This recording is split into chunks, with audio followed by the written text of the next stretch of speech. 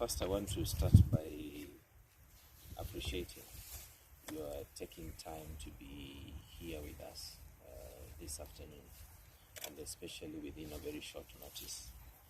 And I am happy that today the setup is different. As you can see, we are doing from Makueni County, and many times they say Makueni is dry and there is no water, so you can see there is enough water behind us.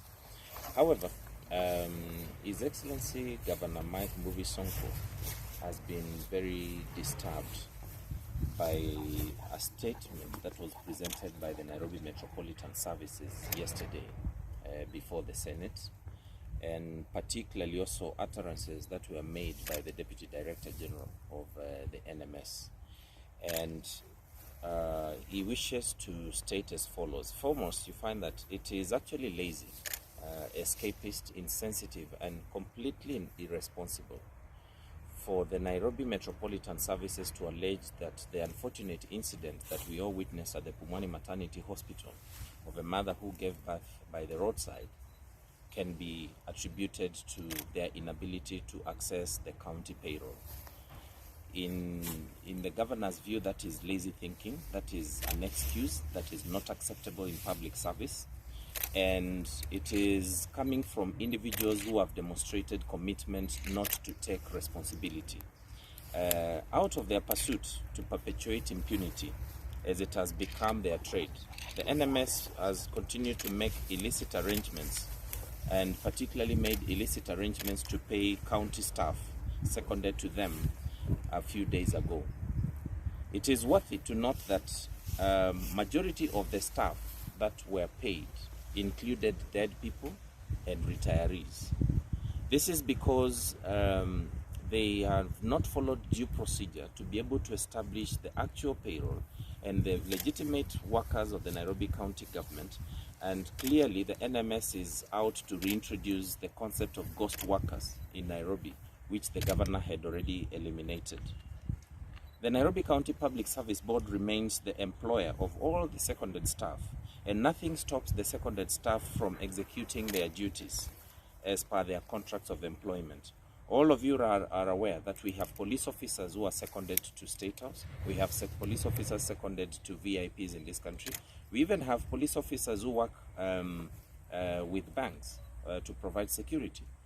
And those police officers remain employees of the National Police Service. They are neither employees of State House, they are not employees of the VIPs with whom they work for, or any of the areas where they are usually deployed.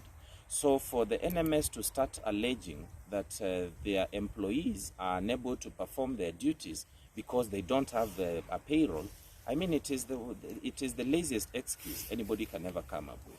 It is an indicator that these are individuals who are unable even to execute the mandate that they were given under the deed of transfer.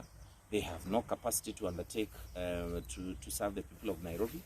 And they have no business actually even being there in the first place, because the Nairobi City County government is established by Article 176 of the Constitution. The governor's office is established under Article 179 of the Constitution.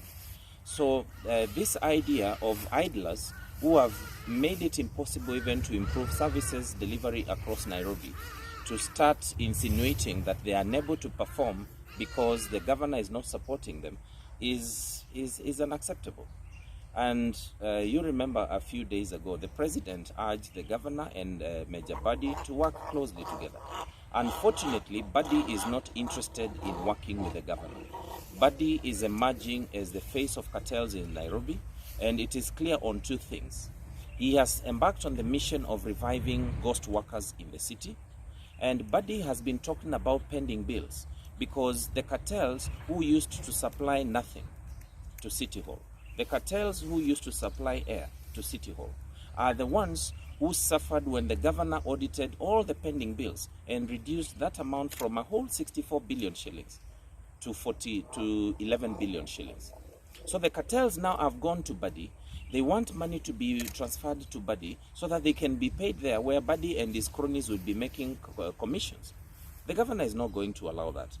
Secondly, you remember yesterday, NMS alleged that Governor Sonko has refused to transfer funds to the NMS. NMS is fully aware that there is not one single law in this country that allows a county government to finance the operations of the office of the president where the NMS is domiciled. So what Buddy is telling us, he is insisting that Governor Sonko needs to commit an illegality so that he can satisfy his narrow interests and those of the cartels that are pushing him. It is 6 months down the line since NMS was established. By this time, the national government should have established a framework, even if it is a piece of legislation, that can facilitate a county government to transfer funds to the national government. Currently, there is none.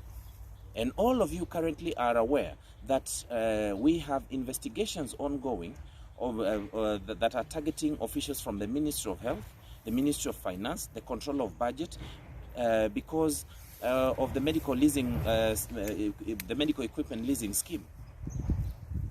Currently, we have individuals who are answering questions to investigators, including the EACC, because they transferred monies that were meant for the counties, monies appropriated under CARA, to the national government.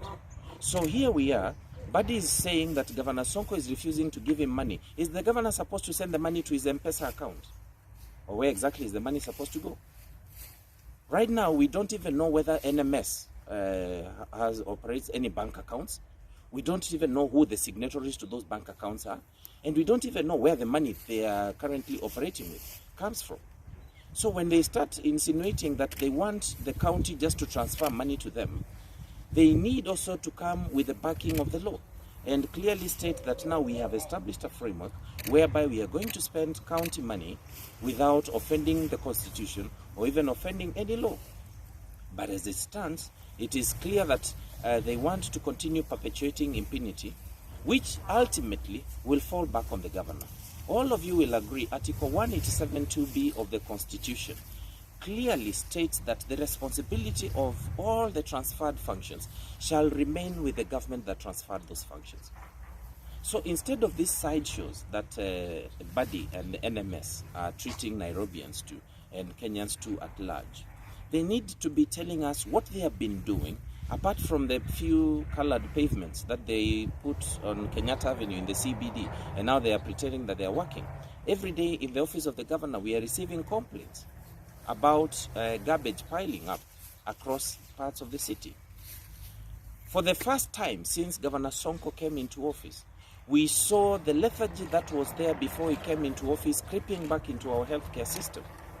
That is why we had healthcare workers refusing to attend to a pregnant mother, a mother in labor, who was stranded outside the gates of that particular facility just because they are not willing to serve the public.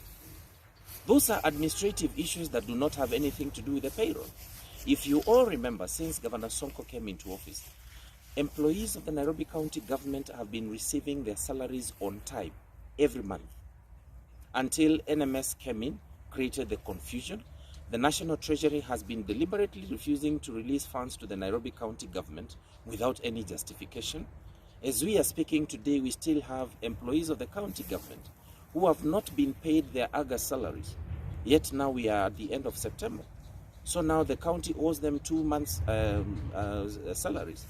For the first time since Governor Sonko came into office, you saw health workers going on strike because the Treasury has been frustrating the county government.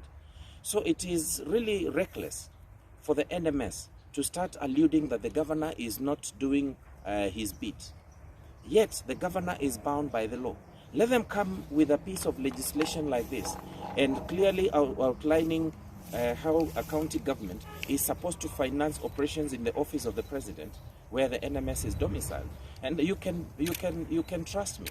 Governor Sonko will be able to transfer those funds by tomorrow morning. As we are speaking today, the Nairobi County government has received letters from the Auditor General and from the Ministry of Health. 294 million shillings was allocated to the Nairobi County government for COVID-19 to help the county manage the COVID-19 situation. As we are speaking today, the NMS has refused to provide an account of how they utilize those funds. So we have a case here. These guys are running figures, telling people about the NIDA and all that. And the governor is fully aware of not only the provisions of the Public Procurement and Assets Disposal Act, but also the Public Finance Management Act, and more importantly, the regulations that exist in the management of donor funds.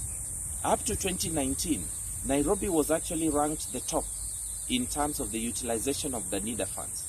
So the governor is not going to transfer money that is that has a clear utilization procedure just to Buddy's personal account or whichever account he wants to entertain him.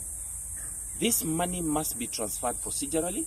This money must be utilized within the confines of the law, and clear accountability systems must be in place in terms of how the money is going to be utilized. Even if it is a special purpose account, there are procedures of how government bank accounts are opened, closed, managed, or even how payments are made. So you don't expect now Buddy through a statement, a 2-page statement to the Senate, then by tomorrow money is just wired to his personal accounts. So Buddy is clearly unable to deliver on his mandate. He is actually becoming an embarrassment to the president, because the president was hoping that Buddy can provide support not only to the governor but to the county government, so that we can have better and improved services in Nairobi. As you are all aware, Nairobi is really constrained in terms of budgetary allocations. Out of the 15 billion shillings that Nairobi is meant to receive this year, about 14 billion shillings in a year goes to payment of salaries and employee benefits. So that leaves the county really constrained. But despite those challenges, Governor Sonko has been able to raise his development allocation from initially 2.1 billion shillings when he came into office in 2017 up to 8 billion shillings the financial year that ended in June 2020. So this idea of trying to paint Governor Sonko's administration as a failure for purposes of covering their laziness and their incompetence and their ineptitude is not going to be accepted. Let NMS do the work that they were given. They are no longer even doing the pavements. They need to do more. There is still traffic congestion across Nairobi. Those are the issues that Nairobians want to be listening from them. What they are doing about traffic management, what they are doing about improving the capacity to deliver water to Nairobi residents, what they are doing to improve on the management of waste from collection up to disposal. But these sideshows that they have been entertaining us, oh, Mara payroll, oh, Mara we don't have pending bills, Mara we don't have contracts. Those are sideshows because they have nothing to do with their inability to deliver services. They are clearly demonstrating their incompetence, and Nairobians now are getting tired of that kind of sideshows. If they are unable to deliver on their mandate, let Buddy write to the president and tell him that he's unable to do the work that he was given, and then the functions can revert to the county government. They were all functional. As all of you are aware, you saw yesterday demonstrations at the Kenyatta National Hospital. These ones have been perennial since 2013. So we cannot accept the narrative they have been trying to paint that Governor Sonko was not able to manage the healthcare docket. Since 2017, you have never seen healthcare workers going on strike in Nairobi. So those are some of the things, especially I want to challenge you people, even in the media, to start asking the hard questions. Let these guys provide answers, not the kind of cover-up that we are seeing over their laziness. So I think we bring it to an end at that.